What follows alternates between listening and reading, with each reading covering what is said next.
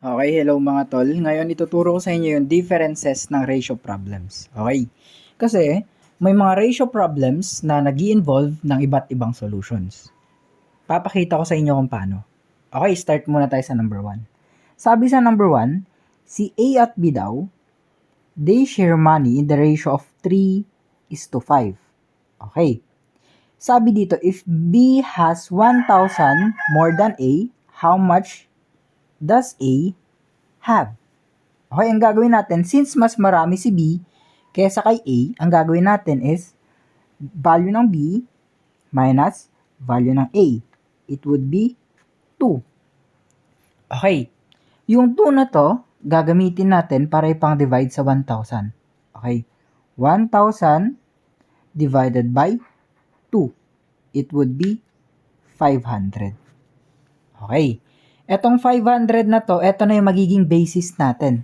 Yung 500, ipang multiply natin sa value ni A. Kasi A yung hinahanap. Okay. 500 multiplied by 3 is 1,500. So, yun na yung magiging sagot natin sa number 1.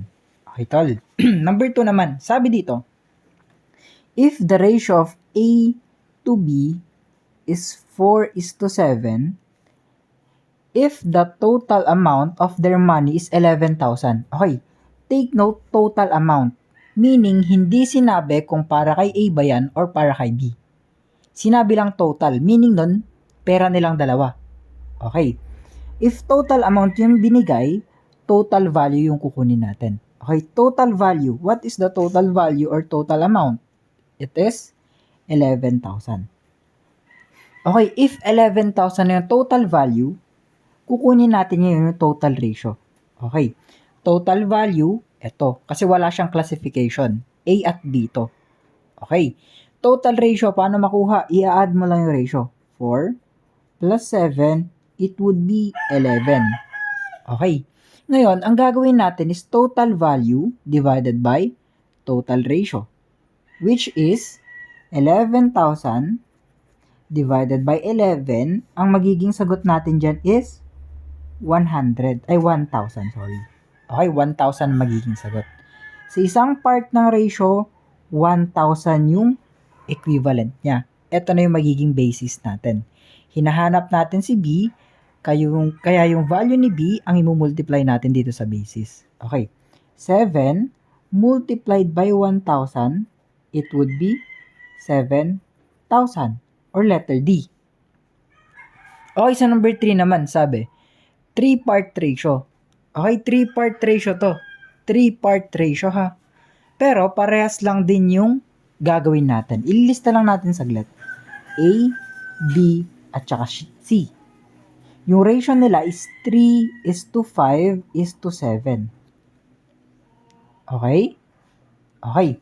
Ngayon, their total shares is 45,000. Total daw. Meaning nun, magkaka-total value tayo.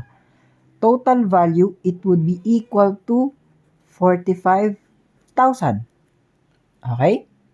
If may total value tayo, may total ratio din tayo ngayon. Total ratio, i-add lang natin lahat. 3 plus 5 plus 7, it would be 15. Okay. Same din dito. Total value na 45,000 divided by total ratio natin na 15. 15. Ang magiging sagot dyan is 3,000. Okay.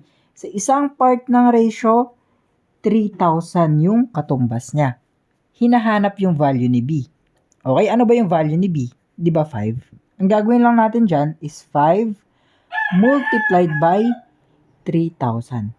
It would be 15,000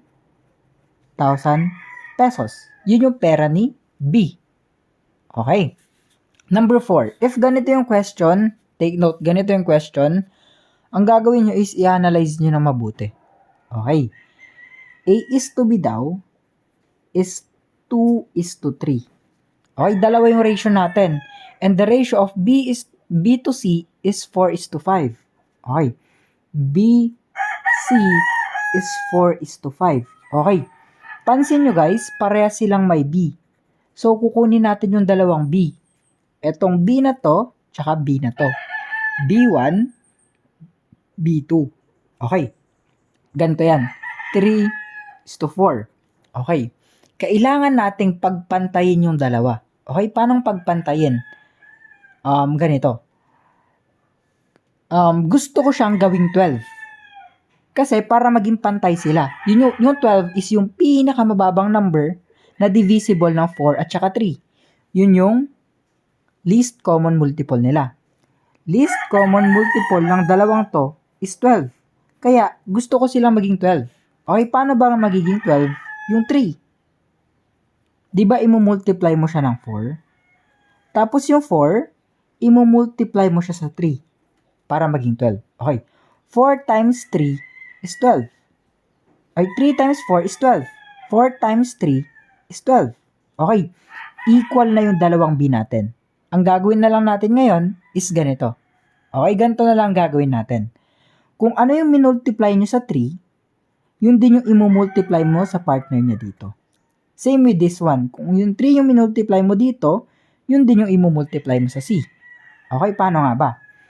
2 multiplied by 4, tsaka 5 multiplied by 3. 5 multiplied by 3. Isusulat ko lang yung B1 at saka B2. Okay, 2 times 4 is 8. Okay, 12 is to 15. Okay, eto na yung mga values natin ngayon. Eto na yung unang ratio natin, eto na yung pangalawang ratio. Unang ratio, pangalawang ratio, eto na siya. Tapos sabi to, if C has 60 items, okay, C, eto si C, di ba? C has 60 items. Okay, 60 items. 60 ngayon, i-divide nyo siya sa value ni C, na 15. It would be 4. Sa isang part ng ratio, 4 yung kasali. Okay. How many items does A have? A. Ito yung value ni A natin ngayon. Okay. 8 multiplied by 4, it would be 32. Okay, yun lang naman yung mga differences sa mga ratio natin. Yun lang yung video natin for today, guys. Thank you for watching and share this one and comment lang kayo kung ano yung gusto nyong next na tutorials. Okay, thank you guys!